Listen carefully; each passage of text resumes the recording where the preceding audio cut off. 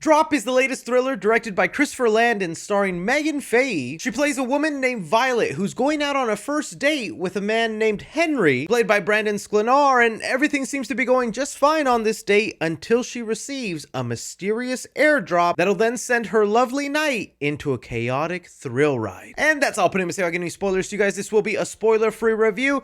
I remember when I first heard the premise for this movie, Drop. It'd be about a character who's just in a public setting and out of nowhere they get airdropped something and then they are chosen to do something sinister. It's the kind of premise where I'm like, I like that idea, I think that's cool, but it could also go sideways and corny really quick. This movie's much more of a thriller than a horror movie, but still it's leaning towards those horror aspects, and you can't deny that with Christopher Landon as the director. He's done some pretty notable horror movies with Happy Death Day, Freaky, and was even at one point hired to direct Scream 7 before departing from that movie. I'm willing to say I've enjoyed most of what he's done, but he's got a couple of movies in there that haven't exactly been my favorite things to sit through. And really my main concern going in with this movie is can they even do enough with someone just airdropping random nonsense and really pull out a full movie with that? And now, having sat down and watched the movie, I think we just got the best version of whatever this could have ended up being. I think Drop is actually a real good testament to Christopher Landon's directing and how he's able to take kind of a simple premise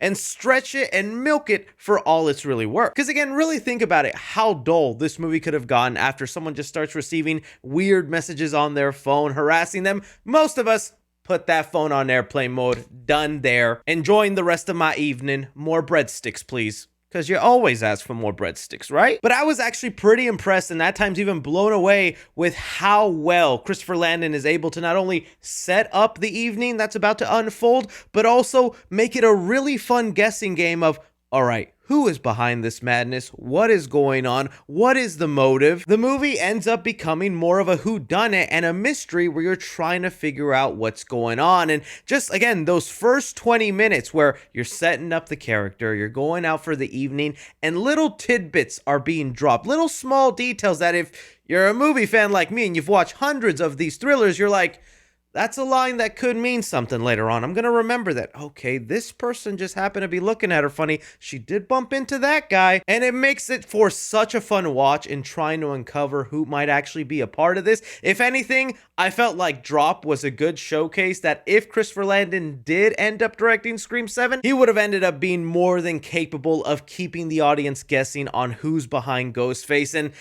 watching this movie, there was a lot of times I was going, dang, I really wish now I could have seen what his version of Scream 7 would have turned out, because I would have been guessing all over. Maybe he's Ghost. No, I think it's him. Paired up with that, I think you also have to be pretty talented in the way you go about unfolding the story and where to go slower and where to start escalating things to just keep the audience glued. Because yeah, once the sinister airdrops started flowing, you were pretty much reading text for the majority of the movie, and that can sometimes be a big ask for an audience with a short attention span that we have nowadays. But I found there to be a really great pace of things that build up to the action, then get us there, and then kind of have us seething in that moment for a while. Along with setting the mood and keeping the pace up, I think there's some really great shots throughout the movie. Going back to this not only all taking place in the course of one night, but also one location, this restaurant. There's only so many moving pieces, but the camera does find its moments to really kind of heighten up what you're witnessing. Both leads in the movie I found to be exceptional. I think it's still so funny. There's a lot of people rooting for Brandon Sklenar to end up being the next Bruce Wayne. I like the guy in everything I've seen him in, but I have yet to really be like,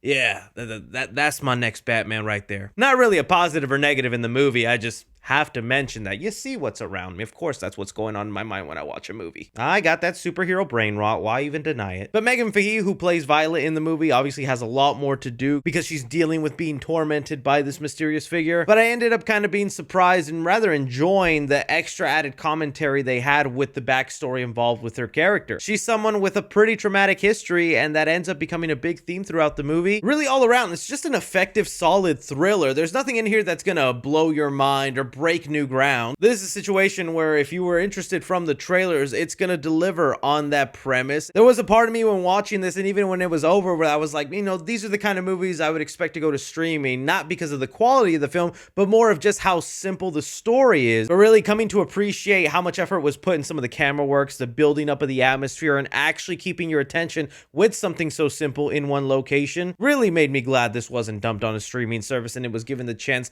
to really be entertaining people. people in theaters. If I had to get into any negatives or things I felt held the movie back, there is a moment in the middle of the movie you can start to feel a bit of dip where they're like really are starting to stretch thin this simple premise. It's not a huge gap or even really a moment that'll keep you bored, but you start to feel like, okay, this is padding right here. I'm going to be very curious how some are going to feel about the reveal of the motivations and why everything's going on. I found it fine, but again, it just goes back to simple premise, keeping it basic. That's an understandable motive. It does definitely make the movie lean a lot more into the thriller route than a horror movie. So for sure, keep that expectation in mind. Don't just think this is going full into horror. It's more thriller. I'll even go as far as to be nitpicky and say some of the action sequences toward the end, I feel kind of jump the shark for the movie. Not in terms of like what is plausible, but you've seen it in the trailer once like she starts hanging off a building and there's a car chase scene. Majority of the movie's pretty tamed and just built on the tension of trying to figure out who it is, and once it takes that leap, it just really tries to go for it, and